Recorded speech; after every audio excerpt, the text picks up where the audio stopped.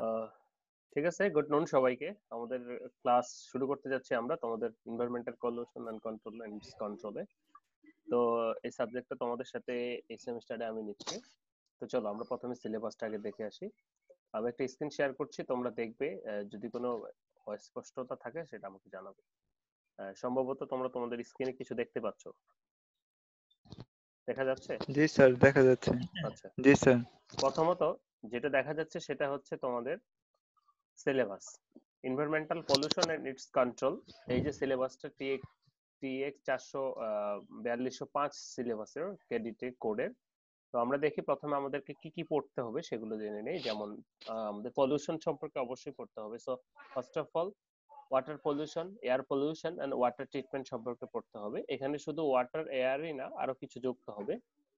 So যেগুলো পড়তে হবে, source and types of pollutants, waste reassimilation capacity of the streams, তারপর dissolve oxygen modeling, ecological balance of stream, industrial pollution, heavy metal containing, detergent pollution, eutrophication, ground water pollution, marine pollution etcetera. Air পলিউশনের ভিতরে রয়েছে global warming থেকে শুরু করে অনেকগুলি। এবং সর্বশেষ যেটা রয়েছে water treatment, study on effluent treatment, textile processing, dry etcetera. অর্থাৎ এই ওয়াটার পলিউশনটাকে কিভাবে ঠিক করা যায় সেটার কিছু প্রসেস। তো এই হচ্ছে আমাদের সিলেবাস, এটা আমাদেরকে পড়তে হবে এই সেমিস্টারে। ওকে, তাহলে আমরা এবার আমাদের লেকচারে চলে যাই। আমাদের প্রথমে আজকে ইন্ট্রোডাক্টরি লেকচার, আমরা ইন্ট্রোডাক্টরি লেকচার দিয়ে শুরু করব। আমি আরেকটা স্ক্রিন শেয়ার করছি।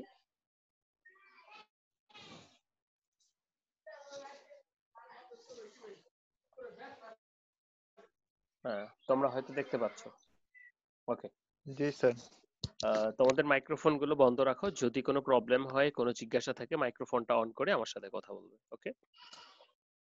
আচ্ছা স্যার। এই যে আনইউজুয়াল দাগ দিও না, এটা কে দিচ্ছে আমি ঠিক বুঝতে পারছি না, এটা দেওয়া যাবে না। ওকে, এটা রিমুভ করে দাও।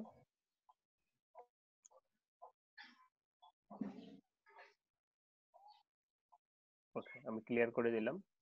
ঠিক আছে, আর কেউ দাগ দিও না। ওকে, সো আজকে আমাদের যে lecture, introduction to the environment pollution lecture 1, environment pollution and its control সাবজেক্টের কোর্স কোড টেক্সি 4205। চলো আমরা দেখে নিই, শুরু করি আমরা আজকে। So first of all we need to know about the pollution. Pollution বলতে সাধারণত কি বোঝাচ্ছে? পলিউশন বলতে তোমরা কি বুঝো, তোমাদের আইডিয়া কি? আমরা যদি তোমাদের কাছে একটু শুনি, পলিউশন বলতে তোমাদের কি, তোমরা কি বুঝায়, তোমরা কি বুঝো আমাকে একটু বলো।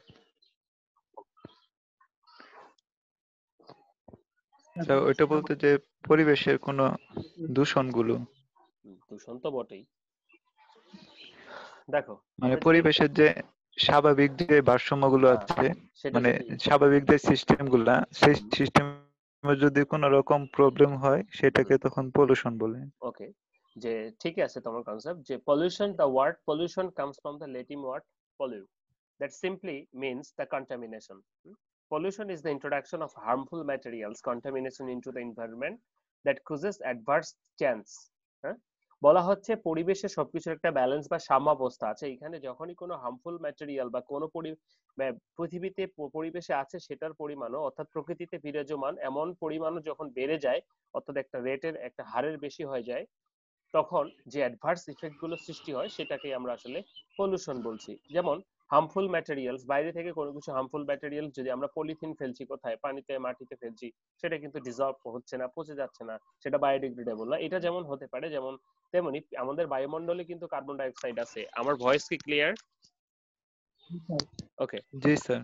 আমাদের বায়ুমণ্ডলেও কিন্তু কার্বন ডাই অক্সাইড আছে। সেই কার্বন ডাই অক্সাইড একটা নির্দিষ্ট লেভেল পর্যন্ত থাকলে কিন্তু সমস্যা নেই, বাট যখনই বেশি হয়ে যাবে তখনই কিন্তু সমস্যা। সো পলিউশন বলতে বোঝাচ্ছে এক্সিস্টিং আছে অথবা বাইরে থেকে কোনো হার্মফুল ম্যাটেরিয়াল যখন কোনো অ্যাডভার্স ইফেক্ট সৃষ্টি করে তখন সেটাকে আমরা পলিউশন বলছি। অর্থাৎ স্বাভাবিক অবস্থাকে ব্যাহত করে তখন সেটাকে আমরা পলিউশন বলছি।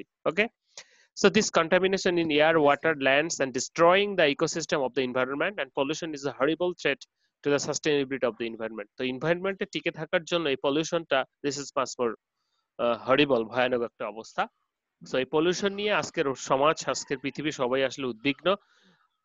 বিশেষ করে আমাদের এখন এই শতাব্দীতে এসে, আগে আমরা শুনেছি যে মানুষদের রোগ ব্যাধির প্রতিরোধ ক্ষমতা বেশি ছিল, রোগ ব্যাধি হতো না, কিন্তু এখনকার যুগে আমাদের পরিবেশ দূষিত হওয়ার কারণে, নানাভাবে পলিউটেড হওয়ার কারণে আসলে মানুষের রোগ ব্যাধি বেশি হচ্ছে থেকে শুরু করে অনেক কিছু সমস্যার সৃষ্টি হচ্ছে। অর্থাৎ এই যে দূষকগুলো আমাদের মানুষ জীবনের উপর, লিভিং লাইফের উপর একটা কি অ্যাডভার্স ইফেক্ট ফেলছে।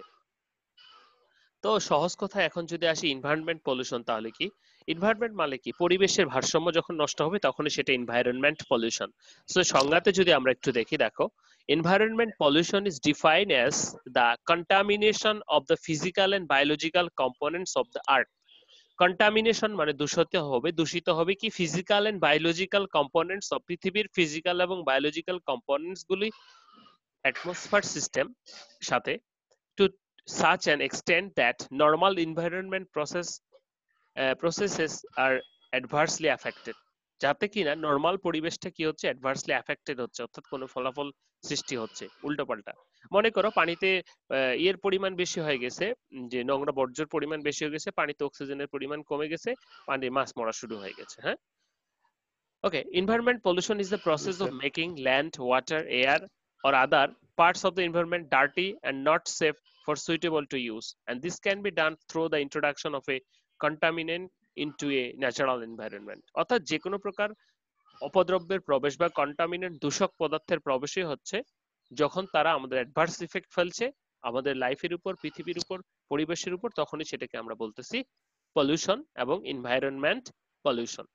আমরা এখানে দেখতে পাচ্ছি যে বাতাস কিভাবে, air pollution, water pollution, land pollution আর সয়েল পলিউশন আমরা দেখতে পাচ্ছি। হ্যাঁ, এই যে আমাদের প্লাস্টিক বর্জ্য, এটা জি কয়েক স্যার। শতাব্দী ধরেও কিন্তু সেটা ডিগ্রেডেবল হয় না, পচে যায় না। হ্যাঁ, okay, so this is primary concept about the pollution. এবার let's know about the pollutants. Pollutants কারা, তাহলে দূষক কারা, আমরা দূষক সম্পর্কে একটু জানবো।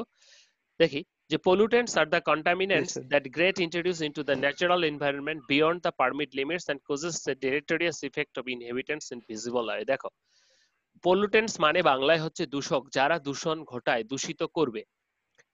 কি বলছে যে pollutants are the contaminants, ভালো কথা, that get কন্টামিনেন্ট। introduced, যেটা কি ইন্ট্রোডিউস করবে into the natural environment এ। ওকে, ন্যাচারাল এনভায়রনমেন্টে ইন্ট্রোডিউস করলো beyond permit limits, একটা লিমিট থাকে, সেই লিমিটের বাইরে, and causes ঘটাবে deleterious ভয়ানক effects on the inhabitants in the visible way।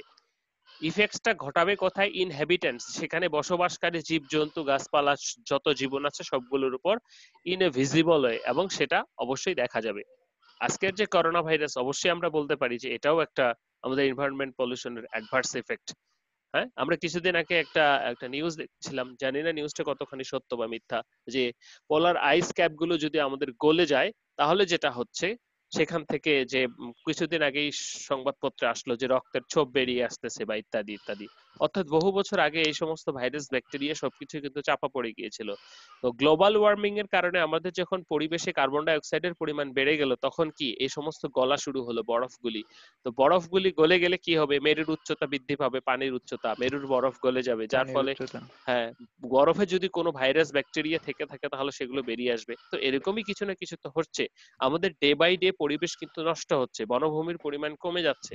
হ্যাঁ, আমরা প্রতিনিয়ত মানুষ জি বাড়ছি স্যার। এবং সেই মানুষ কি প্রতিনিয়তই পরিবেশটাকে, পৃথিবীটাকে নষ্ট করছি।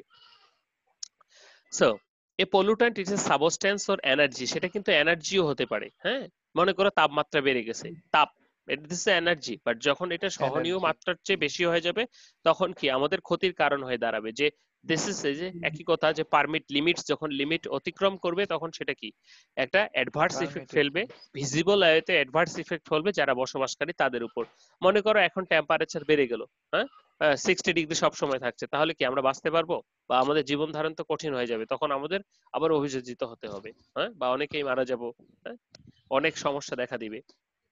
So, a pollutant is a substance or G sir. energy introduced into the environment that has undesired effects or adversely affects usefulness of the resources. A pollutant maybe causes a long or short term damage by changing the growth of plant or animal species by interfering with the human activities, comfort, health, or properties of value. Some pollutants are biodegradable and some have no adverse effect in long term, but some are non-biodegradable. That's adverse effects in long term. দেখো, পলুটেন্টস বলতে এখানে আমরা যেটা বুঝতেছি, যারা দূষণ ঘটাবে তারাই পলুটেন্টস, সেটা মাত্রা একটা অবশ্যই থাকবে। যেমন খাওয়া কখনো কি আমাদের বেঁচে থাকার জন্য উপাদেয় বা খাওয়া খেতে হয় আমাদেরকে, কিন্তু আমরা যখন বেশি খাই তখন কিন্তু আমরা আমাদের খাওয়াটা কি আমাদের জন্য ক্ষতির কারণ হয়ে দাঁড়ায়। তো ক্ষতিকর হয়। হ্যাঁ, ঠিক পরিবেশে এই ধরনের কিছু উপাদান আছে, তারা একটা নির্দিষ্ট রেঞ্জে আছে, লিমিটে আছে, সেটা যদি বেড়ে যায় তাহলে কিন্তু সেটা আমাদের এখন যেমন কার্যকরী উপকারী, তখন কিন্তু সেটা ক্ষতির কারণ হয়ে দাঁড়ায়। একইভাবে যখন বাইরে থেকে কোনো সাবস্টেন্স যুক্ত হয় তখনও কিন্তু সেটা ক্ষতির কারণ হয়ে দাঁড়ায়। এখানে দুটো শব্দ ইউজ করা হয়েছে, বায়োডিগ্রেডেবল এবং ডিগ্রেডেবল। নন বায়োডিগ্রেডেবল, বায়োডিগ্রেডেবল শব্দের অর্থ হচ্ছে যে সমস্ত বস্তু পচনশীল, অর্থাৎ মাটিতে থাকলে পচে মিশে যায়, অর্থাৎ মাটির সাথে পচে মিশে যায়। যায় বা ডিকম্পোজ হয়ে যায়, সেগুলোকে আমরা বায়োডিগ্রেডেবল বলছি। কিন্তু নন বায়োডিগ্রেডেবল কি, যারা মাটির ব্যাকটেরিয়া বা কোনো কিছুর প্রভাবেও পচে পচে যায় না, না। সেগুলোকে আমরা নন বায়োডিগ্রেডেবল বলছি। যেমন polyester, polythene bag, polythene, polythene বোতল, ঠিক আছে, এগুলো বছরের পর প্লাস্টিক। বছর প্লাস্টিক থেকে যায়। তো এগুলা থেকে, এগুলা কিন্তু দেখো প্রত্যেক দিন আমরা প্লাস্টিক ইউজ করছি, বাজারঘাট থেকে শুরু করে সবকিছুতে প্লাস্টিক ইউজ করছি। তো এই প্লাস্টিক গুলো জমা হচ্ছে কোথায়? প্লাস্টিক গুলো প্রথমে জমা হচ্ছে বাড়ির ডাস্টবিনে, তারপর সেটা চলে যাচ্ছে ময়লার আবর্জনার ঝুড়িতে, ময়লা আবর্জনা থেকে চলে যাচ্ছে ল্যান্ডফিলে, যেখানে সাবমিট করা হচ্ছে। এগুলো তো কোথাও না কোথাও তো যাচ্ছে, তাই না? তো এই যে তোমরা চান্দুরা আচ্ছা। থেকে ঢাকায় যে ঢুকে, যেটা টঙ্গী হয়ে, সেই রোডে গেলে দেখবা জয়দেবপুরের কাছাকাছি বিশাল বড় ময়লার ভাগাড়, কি প্রচন্ড গন্ধ। জি স্যার, 2 পাশে। হ্যাঁ, এই যে প্লাস্টিক গুলো, এগুলো কিন্তু নর্মালি তখন কি হচ্ছে, বছরের পর বছর থেকে যাচ্ছে, প্রত্যেক দিন কিন্তু আমরা এটা ল্যান্ড পলিউশন ঘটাচ্ছে, সয়েল পলিউশন যেটাকে বলা হচ্ছে। হ্যাঁ, তখন মাটি খুললেই এমন একটা অবস্থা হবে যে মাটি খুললেই পলিথিন পাওয়া যাচ্ছে, ঠিক আছে, এরকম অ্যাডভার্স কন্ডিশনের সিচুয়েশন। সো এখনই আমাদের সময় সেটাকে অল্টারনেটিভ খুঁজে এবং সেটাকে ঝেড়ে ফেলে দেওয়ার। যদিও অনেকে, অনেক রকম বিজ্ঞানীরা চিন্তা করছেন, এই এনভায়রনমেন্ট পলিউশন নিয়ে পৃথিবীতে অনেক বেশি কাজ হয়। আমরা উপরে দেখতে পাচ্ছি যেমন কিছু ছবিতে গাড়ির ধোঁয়া, তারপর water pollution, land soil pollution. আমরা যে এরকম যে জৈব জ্বালানি, আমরা যে জ্বালানি ইউজ করছি, এটার ফলে একাধারে যেমন আমরা মাটির নিচ থেকে কি গ্যাস উঠাচ্ছি, তাই না, তেল উঠাচ্ছি, সেটা জ্বালানি, এরা জীবাশ্ম জ্বালানি জি বলা হয়। স্যার। এই জীবাশ্ম জ্বালানি পুড়ে কিন্তু আমাদের পরিবেশটাকে নষ্ট করছি। সেজন্য এখন কিন্তু মানুষ রিনিউয়েবলের দিকে যাচ্ছে। সেজন্য কিন্তু আমরা সোলার প্যানেল, তারপর উইন্ড মিল, যে পাখা দিয়ে বিদ্যুৎ উৎপন্ন করে, এগুলো চিন্তা করছি এই পরিবেশ দূষণ থেকে বাঁচার জন্য। তো মোটামুটি পলুটেন্টস মানেই হচ্ছে যারা দূষণ ঘটাবে, তারাই তো এরকম কিছু পলুটেন্টস আমরা দেখে নিব। যেমন এয়ার পলুটেন্টস কারা কারা ঘটায়: carbon monoxide, lead, nitrogen oxide, dioxide, ozone, sulphur dioxide, carbon dioxide also. Water pollution কি, ডোমেস্টিক ওয়ার্সেস, insects and herbicides, foods processing waste, pollutants from the livestock operation, volatile organic compounds, heavy metals, chemical, বিশেষ করে textile factory থেকে যেগুলো heavy metal এবং volatile organic compounds গুলো বের হয়। তোমরা তো জানো, তোমরা টঙ্গীতে সম্ভবত, টঙ্গী দিয়ে যখন যাই তখন ওই যে জ্যাম লেগে থাকলে, ওই যে টঙ্গীর অর্থাৎ ইয়ে থেকে জামগড়ার ভিতর দিয়ে টঙ্গী, টঙ্গী না, আব্দুল্লাপুর যাওয়ার এই রাস্তায় যে কি পরিমাণ গন্ধ পানির, অথবা বুড়িগঙ্গার পানি তো তোমরা দেখেছো। হ্যাঁ, those are the example of the G sir. water pollutants, pollution, right? Okay, land and soil pollutions কি, land যেমন lead, arsenic, cadmium, pesticides and animal and domestic vegetable plastics etc. soil pollution এর জন্য দায়ী। অর্থাৎ এই পলুটেন্টস বা দূষকগুলো দূষণ ঘটাচ্ছে এই মাটি, পানি, বায়ু, এগুলোতে, ঠিক আছে। তো এগুলোর মাত্রা যখন বেড়ে যাচ্ছে তখন তারা একটা অ্যাডভার্স ইফেক্ট ফেলছে। Okay, let's go know about the কিসের সম্পর্কে জানবো, পলিউটেন্ট সম্পর্কে জানবো, ক্লাসিফিকেশন সম্পর্কে। Simply on the basis of the existence in nature, প্রকৃতিতে কিভাবে আছে সেটার উপর বেস করে আমরা দুটি ভাগে ভাগ করতে পারি। প্রথমত কোয়ান্টিটেটিভ পলিউটেন্টস। কি বলা হচ্ছে, কোয়ান্টিটেটিভ শব্দটা দিয়ে কি গোনা যায় এরকম, তাই না? The substances G which sir. are already present in the environment but terms as a pollutant when their concentration is quantity increased in the environment. বলা হচ্ছে পরিবেশে আমাদের যে সমস্ত উপাদানগুলো অলরেডি আছে, কিন্তু যখন একটা লিমিট পর্যন্ত, যখন তাদের লিমিট, সেই কনসেন্ট্রেশন, ঘনত্বটা বেড়ে যায়, তখন সেটা আমাদের ক্ষতির কারণ হয়ে দাঁড়ায়। তখন সেটাকে আমরা pollutants, quantitative pollutants বলছি। যেমন carbon dioxide in present in the environment is generally greater than quantity normal, so hence termed as quantitative pollutants. আমাদের যতটুকু দরকার ছিল, আমরা সবাই গ্রিন হাউস ইফেক্টের কথা পড়েছি, তাই না? যে গ্রিন হাউস ইফেক্ট যখন জি পৃথিবীতে স্যার। কার্বন ডাই অক্সাইডের পরিমাণ বেড়ে যায়, এগুলো পড়েছো তোমরা। সো যখন পরিবেশে আছে এরকম কোনো একটা উপাদান তার মাত্রার থেকে বেশি হয়ে যায়, তখন সেটাকে আমরা বলছি পলিউশন। ক্লিয়ার? তখন সেটাকে আমরা বলছি কোয়ান্টিটেটিভ পলিউট্যান্টস। পলিউশন পলিউশন ঘটাচ্ছে, কিন্তু কে ঘটাচ্ছে? পলিউট্যান্টস ঘটাচ্ছে। কিরকম pollutants? Pollutants quantitative pollutants, quantitative দূষক। ওকে, কোয়ালিটেটিভ মানে জি যেটা স্যার গুনতে পারছি না, কোয়ালিটেটিভ। দেখো কোয়ান্টিটেটিভ সর্বদা নাম্বার হবে, অর্থাৎ নিউমেরিক ভাবে প্রকাশ করা হবে, 1 2 3 4 এই ধরনের। হ্যাঁ, কোয়ালিটেটিভ পলিউটেন্টস গুলি কি? যে substance which are not normally present in the environment but add by the human beings and are pollutants by nature. For example, যেমন কি বলা হচ্ছে, ইনসেকটিসাইডস, পেস্টিসাইডস। বিষ টিষ দেই না আমরা, এগুলো কিন্তু আগে পরিবেশে জি কি স্যার এগুলো থাকে, এক্সিস্টেন্স থাকে? থাকে না। আমরা কি বাইরে থেকে এনে এগুলো পরিবেশের সাথে যুক্ত করি। এই ধরনের পলিউটেন্টস গুলোকে আমরা কোয়ালিটেটিভ পলিউটেন্টস বলছি। ছবিতে, জি পাশের ছবিতে তোমরা দেখতে পাচ্ছ যে একজন পেস্টিসাইডস এন্ড ইনসেক্টিসাইডস স্প্রে কীটনাশক করা হচ্ছে, দিচ্ছেন কীটনাশক দিচ্ছে। এই কীটনাশক কি পরিবেশে থাকে? থাকে না। এটা কিন্তু বাইরে থেকে নিয়ে এসে পরিবেশে প্রেস করা হয়। তার মানে এখানে আমরা এটাকে কোয়ালিটেটিভ পলিউটেন্টস বা কোয়ালিটেটিভ পলিউটেন্ট বলছি, দূষক বলছি। বলছি ওকে, এরপরে on the basis of the form in which the কি প্রেসিস্ট প্রাইমারি পলিউটেন্টস। প্রেসিস্ট অর্থাৎ কিভাবে থাকছে সেটার উপর বেস করে আমরা যদি একটু দেখি, primary pollutants and secondary pollutants. Primary pollutants কারা? The substance which are directly emitted from the source and remain in the form of termed as primary pollutants. বলা হচ্ছে সাবস্টেন্স যারা কিনা সরাসরি ডিরেক্টলি এসে পরিবেশকে দূষণ করছে, দূষণ সেটাকে আমরা বলতেছি, মনে করো সরাসরি আসতেছে, সোর্স থেকে সরাসরি আসতেছে পরিবেশে এবং পরিবেশকে দূষিত করছে, সেগুলোকে আমরা বলতেছি প্রাইমারি পলিউটেন্টস। ঠিক আছে? সো দিস কি, যেমন smoke, fumes, ash, dust, nitric oxide, sulphur etcetera. উপরের ছবিটা লক্ষ্য করো, এটা কি হচ্ছে? সরাসরি পরিবেশে যুক্ত হচ্ছে, তাই না? ওকে, সেকেন্ডারি জি স্যার পলিউটেন্টস যেটা, সেটা বলা হচ্ছে যে substance which are formed by chemical reaction between the primary pollutants in continuous constituents of the environment. বলা হচ্ছে যখন এই বিভিন্ন প্রকার পলিউটেন্টস গুলি যখন পরিবেশে একটা অপরটার সাথে যুক্ত হয়ে ভিন্ন রকম নতুন কিছু পলিউটেন্টস এর সৃষ্টি করে, তখন সেটাকে সেকেন্ডারি পলিউটেন্টস বলছে।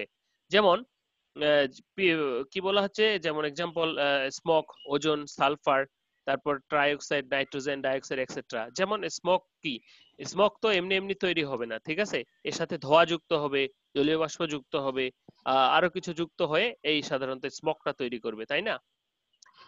দেখো, জি স্যার তাহলে প্রাইমারি পলিউটেন্টস কারা? যারা হচ্ছে যে সরাসরি কি করবে, সরাসরি পরিবেশে যুক্ত হচ্ছে, সেটাকে আমরা বলতেছি প্রাইমারি পরিবেশের সাথে পলিউটেন্টস, যুক্ত হচ্ছে সোর্স থেকে সরাসরি। প্রাইমারি সেকেন্ডারি পলিউটেন্টসটা কি হচ্ছে? সেকেন্ডারি পলিউটেন্টসটা মনে করো সেখানে থেকে উৎপন্ন হচ্ছে, প্রাইমারি পলিউটেন্টস গুলোর সাথে মিক্স হয়ে সেকেন্ডারি পলিউটেন্টস উৎপন্ন হচ্ছে, উৎপন্ন হচ্ছে সেজন্য সেটাকে আমরা বলতেছি secondary secondary pollutants pollutants. Okay, on the basis of the disposal, অর্থাৎ ডিসপোজাল করবে কিভাবে, বা ডিসপোজাল এর অনুসারে আমরা দুটি ভাগে ভাগ করতে পারি, biodegradable pollutants and non biodegradable pollutants. Non biodegradable হ্যাঁ, একটু আগে কথাটা বলেছিলাম যে বায়োডিগ্রেডেবল অর্থাৎ বায়ো পরিবেশের মাধ্যমে ডিগ্রেডেবল হবে, সেটাকে আমরা বায়োডিগ্রেডেবল বলছি। পরিবেশে কিভাবে ডিগ্রেডেবল হবে, যদি পানির কথাই বলি, যে মনে করো পানি ময়লা হয়ে গেছে, তাহলে এই পানির ময়লাগুলো কিভাবে ডিগ্রেডেবল হবে? পানিতে পচে যাবে। পানিতে বিভিন্ন প্রকার অণুজীব বাস করে। তারা কি করে, এই যে পানিতে, মাটিতে, যেখানে বনি না কেন, তারা কি করে, এই যে আমাদের এগুলো থেকে পলিউটেন্টস গুলিকে খেয়ে ফেলে। খেয়ে আস্তে আস্তে আস্তে আস্তে কি হয়, পানিটা পরিষ্কার হয়ে যায় বা মাটিটা পরিষ্কার পরিষ্কার হয়ে হয় যায়। হ্যাঁ, তাহলে পরিবেশ যেটাকে কি করতে পারে, ডিগ্রেডেবল করতে পারে, সেটাকে আমরা বলতেছি বায়োডিগ্রেডেবল পলিউটেন্টস। বায়োডিগ্রেডেবল হ্যাঁ, বায়োডিগ্রেডেবল পলিউটেন্টস অর্থাৎ পরিবেশ যেটাকে রিমুভ করতে পারে। নন বায়োডিগ্রেডেবল যেগুলো ডিকম্পোজ হয় না, সেগুলোকে আমরা বলতেছি, যেমন অ্যালুমিনিয়াম ক্যানস, ডিডিটি, পলিথিন, পলিথিনের বোতল আমরা এখানে দেখতে পাচ্ছি। ঠিক আছে? এই যে বোতলগুলো, এগুলো কি বছরের পর বছর থেকে যাচ্ছে, ঠিক আছে? এগুলোকে যদি কালেক্ট করে রিসাইকেল না করা হয়, এগুলোকে কিন্তু কালেক্ট করে অন্য প্রোডাক্ট তৈরি করছে মানুষ অনেকেই। হ্যাঁ, এই যে কিছুদিন আগে পত্রিকা এসেছিল যে স্টেপ স্টেপ তৈরি করছে, অর্থাৎ ওই যে কার্টুন বাঁধে না, কার্টুন বাঁধে, তারপর বড় বড় কন্টেইনার বাঁধে যে রশিগুলোর মতো দিয়ে, স্টেপের মতো দিয়ে, সেগুলো তৈরি করছে পেট বোতল থেকে। তারপরে এই পেট বোতল জি থেকে স্যার কিন্তু নাইলন সুতা হচ্ছে। আমরা কিছুদিন আগে যেমন কোথাকার জানি একটা জার্সি তৈরি করা হলো শ্রীলঙ্কার সম্ভবত, মেরিন যে আগাছা আবর্জনাগুলি ছিল পলিথিনের, সেগুলো থেকে কি রিসাইকেল পলিস্টার তৈরি করে তারা জুতা তৈরি করছে, নাইক, হ্যাঁ, তারপর গেঞ্জি তৈরি করছে। এই যে এগুলো উৎপাদন না করে রিসাইকেল করলে বোধহয় বেটার, কারণ পলিথিন যে পরিমাণে পলিথিনের সাবস্টেন্স, প্লাস্টিকের সাবস্টেন্স আমরা ইউজ করছি, এটা তো এরকম ভাবে থেকেই যায়। তো এটার বিকল্প হিসেবে অনেকে জি অনেক স্যার। চিন্তা করছেন। তোমরা হয়তো জেনে থাকবে, বাংলাদেশে বিজ্ঞানী ডক্টর মোবারক আহমেদ খান স্যারের নাম শুনেছো বোধহয়। আহ, উনি অ্যাটমিক এনার্জিতে ছিলেন আগে, এখন হলো জুট রিসার্চে আছেন। তো উনি যেটা করেছেন, পলিথিন থেকে জুট থেকে পলিথিন তৈরি করছেন এবং সেটা বায়োডিগ্রেডেবল। এটার নাম দিয়েছিলেন উনি সোনালী ব্যাগ। এটা হুবহু ইয়ের মতোই, তোমরা ইন্টারনেটে সার্চ করে দেখতে পারো যে সোনালী ব্যাগ, ঠিক আছে, সোনালী গোল্ডেন ফাইবার থেকে যেহেতু, তো সোনালী ফাইবার থেকে সোনালী ব্যাগ নাম দিয়েছেন। তো এটা পলিথিনের মতোই ইউজ করা এবং এটা বায়োডিগ্রেডেবল, 4 থেকে 6 মাসের ভিতরে ডিকম্পোজ হয়ে যায়। সো এই ধরনের সাস্টেইনেবল প্রোডাক্ট গুলো আমাদের নিয়ে আসা দরকার। পরিবেশের জন্য যেগুলো গুরুত্বপূর্ণ প্রোডাক্ট, এই ধরনের প্রোডাক্ট হার্মফুল নয়, সেগুলো নিয়ে আসা দরকার। আমরা কেউ যদি চিন্তা করি যে আমরা প্রত্যেকদিন এরকম সার্ভে যদি কেউ করে থাকি যে কি পরিমাণ পলিথিন ইউজ করছি, মানে একটা লোক তার দৈনন্দিন জীবন থেকে শুরু করে মানে সব ক্যারিং কাজে, বহন কাজে, এই মাছ নিতে, চাল নিতে, ডাল নিতে, সবকিছুতেই কিন্তু কি পলিথিন ইউজ করছে, পলিথিন। ঠিক আছে। সো একদিন দেখা যাবে যে এরকম পলিথিনের ভাগাড়ে আমরা বসে আছি। যাই হোক, এরকমটা না হোক সেটাই আমরা চাই। সো উই শুড, আমাদের সতর্ক হতে হবে, প্রিকশন নিতে হবে যেন এরকমটা না হয়। অল্টারনেটিভ সাবস্টেন্সের চিন্তা করতে হবে। আগে কিন্তু মানুষ কলার পাতায় কি করতো, শাকসবজি নিত বা কলার পাতায় ব্যবসা বানিয়ে জিনিস আদান প্রদান করতো, যেখানে আমরা পলিথিন ইউজ করছি। তারপর এখানে কিন্তু প্লাস্টিকের অনেক কিছু বেড়ে গেছে। আগে কিন্তু কলার পাতায় খেতাম, তাই না, মাটির প্লেটে খেতাম, সেটাই বোধহয় ভালো ছিল সবকিছুর জন্যই। ওকে, তো দেখো, list of industries causing during different types of pollution. এখানে কিছু লিস্ট দেওয়া আছে যে কোন ইন্ডাস্ট্রিটা কি ধরনের পলিউশন ঘটাচ্ছে। আমরা একটু যদি দেখে থাকি যে manufacture of chemical, pesticides, medicine যারা উৎপন্ন করে তারা কি কি ঘটায়, ওয়াটার পলিউশন, এয়ার পলিউশন দুটোই ঘটাচ্ছে। গ্যাস কোম্পানি যারা আছে, যেমন এই যে এলপিজি টিজি বানায় সবকিছু যারা, তারা কি এয়ার পলিউশন ঘটাচ্ছে। Cement, steel and mine based industries, তারা কি করছে, এয়ার পলিউশন এবং সলিড ওয়েস্ট, হ্যাঁ, যেগুলো সলিড বর্জ্য সেগুলো দিয়ে কি করছে, ল্যান্ড পলিউশন ঘটাচ্ছে, নয়েজ পলিউশন ঘটাচ্ছে। তোমরা সিমেন্ট কারখানায় গেছো কিনা জানি না, গেলে দেখবা যে নুড়ি পাথর থেকে শুরু করে তারা মানে প্রচন্ড শব্দ। Textile industry and their ancillaries কি করছে, water pollution, air pollution, noise pollution. Definitely dyeing এর যে পরিমাণ পানি, সেটা কি ওয়েস্ট ওয়াটার, অবশ্যই সেটা করছে। এয়ার পলিউশন ঘটাচ্ছে, ইভাপোরেট হয়ে যাচ্ছে। নয়েজ পলিউশন, তোমরা লুমে গেছো বোধহয়, অনেকগুলো লুম যেখানে চলে, সেখানে কি পরিমাণ শব্দ, যখন ওভেন প্রজেক্টে তোমরা ভিজিট করে থাকলে বুঝতে পারবা। তারপরে transport vehicle manufacturing, solid waste, noise pollution, air pollution. Petroleum based industries, water pollution, air pollution. Forest dependent industries কি করছে, air pollution, solid waste, sound pollution, গাছ কেটে কেটে। ফুড ইন্ডাস্ট্রিজ কি ঘটাচ্ছে, water pollution, air pollution and food pollution. Paper industry, water pollution, air pollution, solid waste and sound pollution. Sugar industry, water pollution, air pollution, হ্যাঁ, এইভাবে aircraft থেকে শুরু করে, হ্যাঁ, বিশেষ করে যেমন কি আইটি, টেলিকম যেগুলো আইটি বেসড, এয়ার পলিউশন। এই যে আইটি বা এয়ার পলিউশনটা কিভাবে ঘটছে দেখো, আমরা যে এই যে নেট ইউজ করছি, তারপর ফোনে কথা বলছি, এখন যে ক্লাস করতেছি, সবকিছুতেই কিন্তু কার্বন নিঃসরণ হচ্ছে, ঠিক আছে। আমাদের এমবি খরচ হচ্ছে না, এই এমবির জন্য কিন্তু কার্বন জি নিঃসরণ স্যার। হচ্ছে। এই কার্বনটাও কিন্তু একাধারে আমাদের পরিবেশকে নষ্ট করছে, আমাকে হুমকির মুখে ফেলে দিচ্ছে। ওকে, এখন নর্মাল কথাবার্তায় আমরা চলে আসব। আমাদের টাইপস অফ পলিউশন, কি কি পলিউশন আছে। মূলত অনেক প্রকার পলিউশনই হয়ে থাকে, আমরা কয়েকটি ভাগে যদি সিম্পলি ভাগ করে থাকি। সো যে air pollution, water pollution, soil pollution and noise pollution, মোটামুটি আরো কিছু পলিউশন রয়েছে। So as stated before, the different types of pollution which are either caused by the natural events, মনে করো ন্যাচারালি হতে পারে, মনে করো কি ধরেছে, আগুন ধরে গেছে অ্যামাজনে, তা আগুন ধরে গেলে সেখানে ধোঁয়া উৎপন্ন হবে। Or manmade activities like car factories, nuclear, ম্যানমেডটাই বেশি, আমরা সব ক্ষেত্রেই নষ্ট করছি। So this further classified into following pollution, আমরা যেটা জানলাম যে air, water, soil pollution and noise pollution. Okay, so beside 4 types of pollution, other types of exist such as light pollution, thermal pollution, radio active pollution, এরকম আরো। অর্থাৎ এরপরে আরো বাড়বে। পরিবেশের যে কোনো উপাদান যখন অ্যাডভার্স ইফেক্ট দিবে তখনই সেটা পলিউশন হিসেবে পরিচিত হবে। অর্থাৎ হিউম্যানকাইন্ডের জন্য যখনই যেটা ঝুঁকিপূর্ণ হিসেবে প্রতীয়মান হবে তখনই কিন্তু সেটা পলিউশন। আমরা এখন নয়েজ পলিউশনটা পলিউশন। ঠিক ঢাকা শহরে গেলে বুঝতে পারি, গ্রামের দিকে এখন সেভাবে নাই।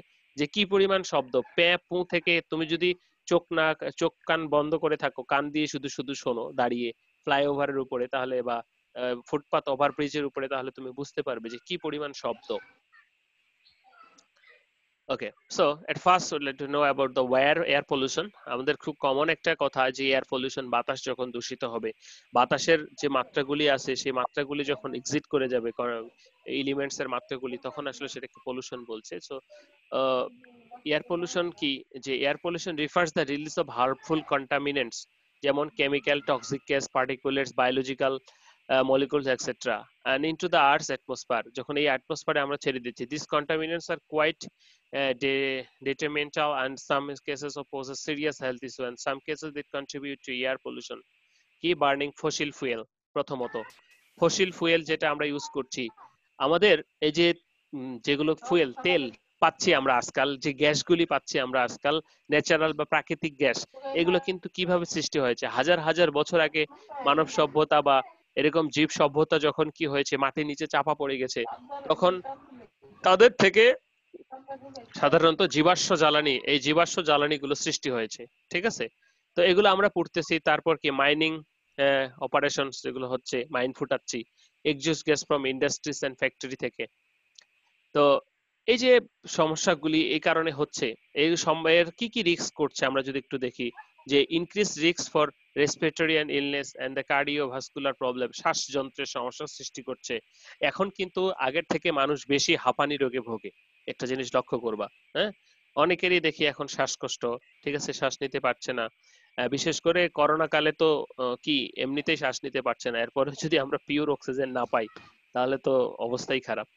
হ্যাঁ, increase risk of skin diseases, skin disease বেড়ে যাচ্ছে মানুষের গায়ের। হ্যাঁ, মনে করো বিভিন্ন প্রকার স্কিন ডিজিজ হচ্ছে। ইনক্রিজ দ্য রিস্ক অফ ক্যান্সারের পরিমাণ বেড়ে যাচ্ছে। Global warming, this is the most concern. Global warming, পৃথিবী উষ্ণ হয়ে যাচ্ছে। অ্যাসিড রেইন হচ্ছে ওই যে বাতাসের যে ইয়েগুলি, অ্যাসিডের কণাগুলি থাকছে এবং পানির সাথে যুক্ত হয়ে অ্যাসিড সৃষ্টি হচ্ছে। ওজোন ডিপ্লেকশন, আমাদের যে ওজোন লেয়ার আছে যেটা আমাদেরকে বিভিন্ন প্রকার ক্ষতিকর রে থেকে রক্ষা করে, সেই ওজোন লেয়ারটা কি ফুটো হয়ে যাচ্ছে। হাজার্স টু দা ওয়াইল্ড লাইফ কি হচ্ছে, জীব বৈচিত্র্য কমে যাচ্ছে। তোমরা আগে যেরকম পাখি দেখেছো এখন কি সেরকম পাখি দেখো আছে? তোমরা যখন ছোট ছিলে তখন কত পাখি দেখেছো, এখন নেই। বনেও পাখি খুঁজে পাওয়া যায় না। So this is the air pollution. আমার তো মনে হয় এরকম যে এরকম দূষণ চলতে থাকলে এমন হবে যে অক্সিজেনের অভাব পড়ে যাবে, যে যার গাছ তার অক্সিজেন, সে শুধু অক্সিজেন নেবে। হ্যাঁ, গাছকেও সবাই অক্সিজেন এরকমও কিনতেও তো পাওয়া যায় অনেক দেশে, যেখানে অক্সিজেন বিক্রি করে, প্যাকেটজাত অক্সিজেন, ঠিক আছে, শ্বাস নেওয়ার জন্য। সো এরকমটা যেন হতে না হয় আর আমাদেরকে। So we should concern about our environment, about our air pollution. মানব সৃষ্ট কারণে যেন কোনোভাবে এয়ার পলিউশন না ঘটে। তারপরও তোমরা লক্ষ্য করবা ঢাকার আশেপাশে কি পরিমাণ ইট ভাটা, ঠিক আছে, তারপর বিভিন্ন ফ্যাক্টরি মিলস সেগুলো তো রয়েছে যেগুলো দেদারসে এয়ার পলিউশন ঘটাচ্ছে। মানুষের লক্ষ লক্ষ পরিমাণ গাড়ি, হ্যাঁ, তারপর বাসা বাড়িতে আমরা গ্যাস ইউজ করছি, all are problematic for air pollution. Then simply যদি আমরা কথা বলি ওয়াটার পলিউশন, এরকমটা চিন্তা করো তো, তোমার খাওয়ার পানি নেই, অনেক পানি আছে কিন্তু তোমার খাওয়ার মতো বিশুদ্ধ পানি নেই, তাহলে কি অবস্থাটা হবে? একবার রিমাইন্ড করো, মনে করো তুমি মরুভূমিতে পড়ে আছো, সেই অবস্থার সৃষ্টি। বলা হচ্ছে ওয়াটার পলিউশনটা কি, যে water pollution is said to occur in toxic pollutants and particulate matter introduced into the water such as rivers, seas, and these contaminants are generally introduced by human activities like improper sewage treatment, oil spoils etc. However, even natural processes such as eutrophication and can causes the water pollution and significant causes কি কি রয়েছে, যেমন আমরা significant causes গুলি দেখি।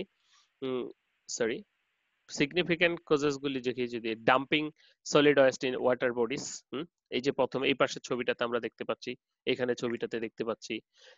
তারপর কি disposing untreated industrial Suez water in the bodies. হ্যাঁ, তারপর হিউম্যান এন্ড অ্যানিমাল অ্যাক্টিভিটিস, এটাও তো হিউম্যান অ্যাক্টিভিটিস তাই না?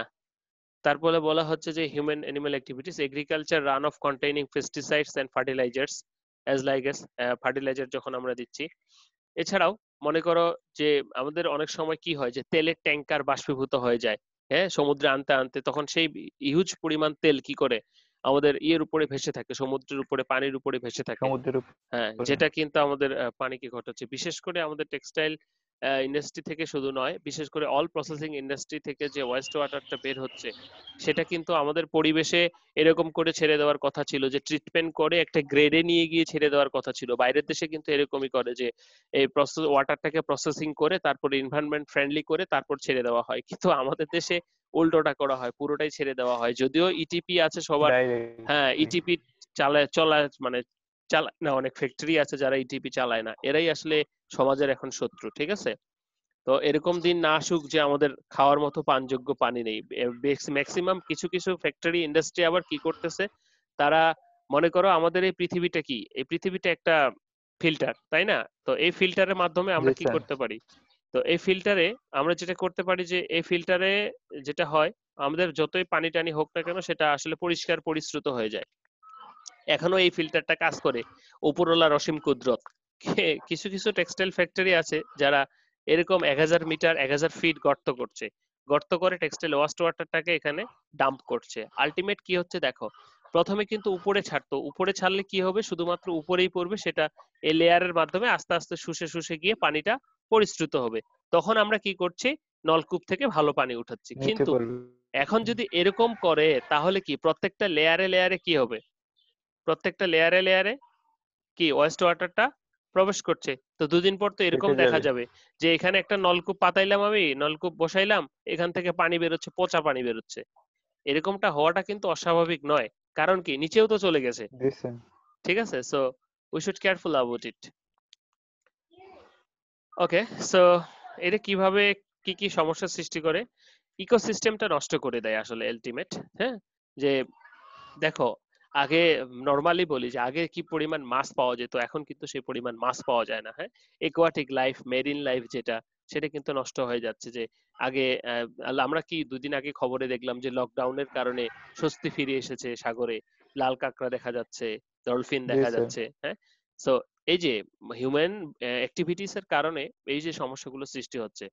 তারপর কি threats two marine life, increase risk two ওয়াটারবোর্ন diseases, পানি ঘটিত রোগ সৃষ্টি করবে অবশ্যই খাওয়ার যদি পানি না থাকে।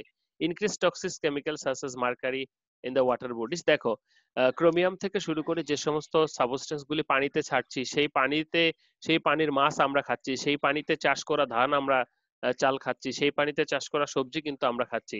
টঙ্গীর এদিকে দেখবা যখন পানি শুকিয়ে যায় শীতকালে, ওই পচা পানির যে লেয়ারটা থাকে আস্তরণ পরে মাটির উপরে, সেটার উপর লাল শাক জি স্যার। ছিটিয়ে দেয়। লাল শাক যে পরিমাণ হয় প্রচন্ড রকম, সেই লাল শাক আবার আমরা খাচ্ছি। সো বেঁচে থাকার কোনো, জি স্যার।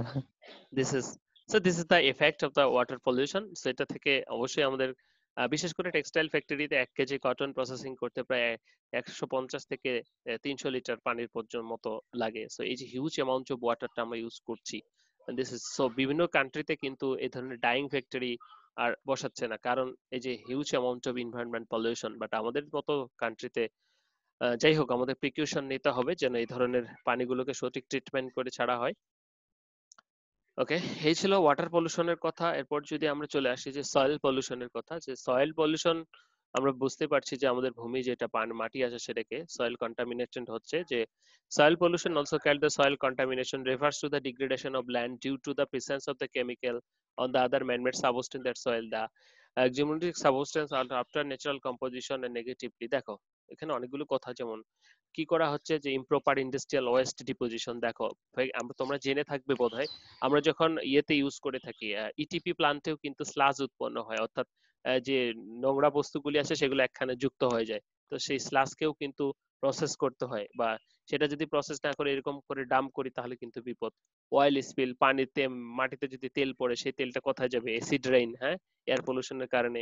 মাইনিং অ্যাক্টিভিটিস, বিভিন্ন প্রকার মাইনিং, কিন্তু আমরা পাহাড় ভাঙছি না, জি মাইন মাইন স্যার। ফুটিয়ে, ডাইনামাইট ফুটিয়ে পাহাড় ভাঙছি। সো তারপর ফার্মিং, ইন্টেন্সিভ ফার্মিং এন্ড এগ্রোকেমিক্যালস। দেখো আমাদের, আমি জানি না তোমাদের বাড়ি গ্রামে কিনা, আমাদের বাপ কাকারা বলে যে ইয়ে হচ্ছে না, মাটিতে ফসল ভালো হচ্ছে না, ঠিক আছে? সেটার কারণ কিন্তু এই মাটির জি স্যার। দূষণটা, ইন্টেন্সিভ ফার্মিং এন্ড এগ্রোকেমিক্যালস, আমরা লাইক ফার্টিলাইজার এন্ড পেস্টিসাইডস, আমরা এখন বিভিন্ন প্রকার ফার্টিলাইজার ইউজ করি। আগে তো অনেক প্রকার ছোট কালে যেমন ইউরিয়া ইউজ করা হতো, এখন ইউরিয়া ইউজ করা হয়, এখন দেখি আরো অনেক কিছু এসেছে, বিভিন্ন প্রকার কম্পোস্ট সার এসেছে, ঠিক আছে?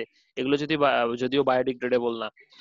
যখন এই যে রাসায়নিক সারের উৎপাদিত শাকসবজি, ভাত, জি মাছ স্যার। খাওয়ার কারণে কিন্তু আমাদের হিউম্যান অ্যান্টিবডি কমে যাচ্ছে, হিউম্যানের লিভিং বিং এর ক্ষতি হচ্ছে। আগে কিন্তু যেটা হতো, তোমরা যদি তোমাদের দাদাদের কাছে গল্প শুনে থাকো, তখন কিন্তু আসলে সবাই কি করতো, বাড়ির খেত, অর্থাৎ গোবর দিয়ে চাষ করতো, এরকম কোনো পেস্টিসাইড ছিল না, ধান কম হতো, কিন্তু সবাই আগে প্রচুর পরিমাণে ফলমূল খেত, মানে সবাই আগের মানুষগুলো কিন্তু অনেক হেলদি ছিল। ভালোগুলা খাইতো। হ্যাঁ, ভালোগুলো খাইতো, কিন্তু বর্তমানে ফর দিস রিজন আমরা কিন্তু প্রতিনিয়তই সবকিছু হারাচ্ছি, এবং ভবিষ্যৎ প্রজন্মকে কি দিয়ে যেতে পারবো সেটাই আসলে কথা। কি কি হবে, ক্ষতিটা কি হবে? সয়েল অফ নিউট্রিয়েন্টস, পানি, মাটির আবার পুষ্টি থাকে নাকি, এটা কিন্তু আমরা অনেকেই কখনো চিন্তা করি না, যে হ্যাঁ অবশ্যই মাটিরও কিন্তু পুষ্টি থাকে, ঠিক আছে? Agriculture impacts of the natural flora and flora residing of the soil, এই দুই জাতি। তারপর degrades the vegetation of the increase the salinity of the soil, পানি লবণের পরিমাণ বেড়ে যাবে, and toxic dust, silica dust, হ্যাঁ, এবং সেটা কি জি ক্যান্সারের স্যার। কারণ ঘটাচ্ছে। তো এরপরে একটু লেস ইম্পর্টেন্ট যদি আমরা বলে থাকি, যে সেটা হচ্ছে নয়েজ পলিউশন। অবশ্যই এটাও একটা পলিউশন, যদিও সেটা এতটা হয়নি। যে নয়েজ পলিউশন, এখানে একটা ছবি তোমরা দেখতে পাচ্ছ, যে রিফার্স দ্য জি exclusive sir. Amount of noise in the surrounding that disturbs the natural balance, usually in man-made through the certain natural climate is like volcanoes can contribute to the noise। শুধুমাত্র আহ, যেমন যদি অগ্নেয়গিরি থেকে অগ্নুৎপাত হয়, সেক্ষেত্রেও কিন্তু প্রচন্ড শব্দ হয়, সেটাও হয়, কিন্তু ম্যাক্সিমামই হচ্ছে ম্যানমেড। সেজন্য কিন্তু বর্তমানে সাউন্ড প্রুফ বা সাউন্ড প্রুফ টেক্সটাইল সাবস্টেন্স তৈরি চলছে, টেকনিক্যাল টেক্সটাইল বলে যেগুলোকে, যেটার মাধ্যমে সাউন্ড অ্যাবজর্ব করতে পারে। ওকে, সেগুলো জানবো তোমরা। So in general any sound which is 85 decibel is considered for the detrimental। Also the duration of the individual and exposed play an impact in their health. For perspective, a normal conversation in 60 decibel in a jet taking off on 150 decibel, and consequently noise pollution, more various and pollution types, and noise have a several contribution। দেখো, আমাদের যে rate, আমাদের যে range, এর বাইরে কিন্তু আমরা শব্দ শুনতে পাই না। এর বাইরে যখনই শব্দ বেশি হয়, তখন সেটা কি আমাদের কানে তীক্ষ্ণ হিসেবে লাগে। যখন একই কেউ জোরে কথা বললে সেটা আমাদের কি কানে বাজে, আবার কেউ গান গাইলে সেটা সুমধুর লাগে। এর কারণ হচ্ছে আহ, এটাই, যে আমাদের রেঞ্জের বাইরে যখন স্মৃতি বিরোচিত হবে, তখন সেটাকে আসলে আমরা শব্দ দূষণ বলতে পারি। যেমন আমাদের প্রত্যেক দিনের কি বাসের হর্ন, তারপর মাইক, ঠিক আছে, এগুলো কিন্তু শব্দ দূষণ ঘটাচ্ছে। জি কিভাবে শব্দ স্যার। দূষণ গুলো হয়, কন্ট্রিবিউট করে কারা কারা এখানে বক্স, কন্ট্রিবিউশন সাউন্ড করে? বক্স। ইন্ডাস্ট্রি, হ্যাঁ, industry oriented noise such heavy machines, mills, factories etcetera. আগে তো হুইসেল দিত, তাই না, হর্ন দিত ফ্যাক্টরি গুলা। আগের সিনেমাতে যদি তুমি দেখো, যে ফ্যাক্টরি গুলো জি একটা স্যার। হুইসেল থাকতো, যে হ্যাঁ কাজে আসো সবাই এখন, অ্যাজ লাইক আস। তো দেখো ফ্যাক্টরিতে অনেক প্রকার, আমাদের যখন তোমরা জি উইভিং স্যার। প্রজেক্টে যাবা, তখন দেখবে কি পরিমাণ শব্দ উইভিং প্রজেক্টে, বাপরে বাপ। নিটিং প্রজেক্টে কম আছে, কিন্তু উইভিং প্রজেক্টে প্রচন্ড শব্দ, ঠিক আছে? শুধু এই ধরনেরই না, যত প্রকার ম্যানুফ্যাকচারিং ক্যাম্পে, যেমন সিমেন্ট ফ্যাক্টরি, প্রচন্ড শব্দ হয় এগুলোতে।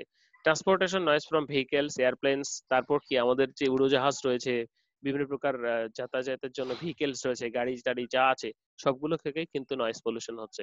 কনস্ট্রাকশন নয়েজ, আমাদের বসত বাড়ির চারপাশে যে পরিমাণ এখন নগরায়ন হচ্ছে, সেগুলোতে কিন্তু নয়েজ পলিউশন হচ্ছে। তো noise pollution from special social events, তুমি যেটা বললা যে লাউড স্পিকার, সেগুলো থেকে হচ্ছে। হাউস হোল্ড নয়েজ, যেমন টিভি, ওয়াশিং মেশিন এক্সেট্রা। এগুলোর পরে কি জি স্যার। হচ্ছে? Hearing loss. আমরা কিন্তু এখন অনেকেই কম শুনি, যারা ফোনে বেশি কথা বলি, এই যে আমি তোমাদের ক্লাস নিচ্ছি, তোমরা শুনতেছো, এটা কিন্তু আমাদের জন্য হার্মফুল, হ্যাঁ। জি স্যার। তারপর টিনটাস, স্লিপিং ডিসঅর্ডার, ঘুমাতে পারি না, হাইপার টেনশন, হ্যাঁ, কমিউনিকেশন প্রবলেম এক্সেট্রা। এছাড়াও আরো কিছু পলিউশন রয়েছে, যেমন রেডিও অ্যাক্টিভ পলিউশন। যে রেডিও অ্যাক্টিভ পলিউশনটা কি, যখন রেডিও অ্যাক্টিভ ম্যাটেরিয়াল গুলো পৃথিবীতে, সাবস্টেন্স গুলো পৃথিবীতে আসবে, এবং যার কারণে অ্যাডভার্স ইফেক্ট সৃষ্টি হবে, তখন সেটাকে আমরা রেডিও অ্যাক্টিভ পলিউশন বলছি। যে radio active pollution is the pollution caused by the release of the radioactive substance in the atmosphere during activities such as nuclear explosion, mining, radioactive ores, etc. এটার কারণে সাধারণত রেডিও অ্যাক্টিভ পলিউশন গুলো হয়ে থাকে। তো এছাড়াও আরো অনেক প্রকার পলিউশন রয়েছে, যেগুলোকে আমরা আহ, বলতেই পারি, যখন আমাদের পরিবেশের ভারসাম্য যে কারণেই বিচ্যুত হবে, তখনই সেটা সেই ধরনের ক্ষতিগ্রস্ত হয়। পলিউশনের নাম হবে। তো আমরা এতক্ষণ ধরে যে কথাগুলো আলোচনা করলাম, সেগুলোই ছিল আজকে আমাদের ছোট্ট lecture. introductory lecture about environment pollution and its control first introductory lecture.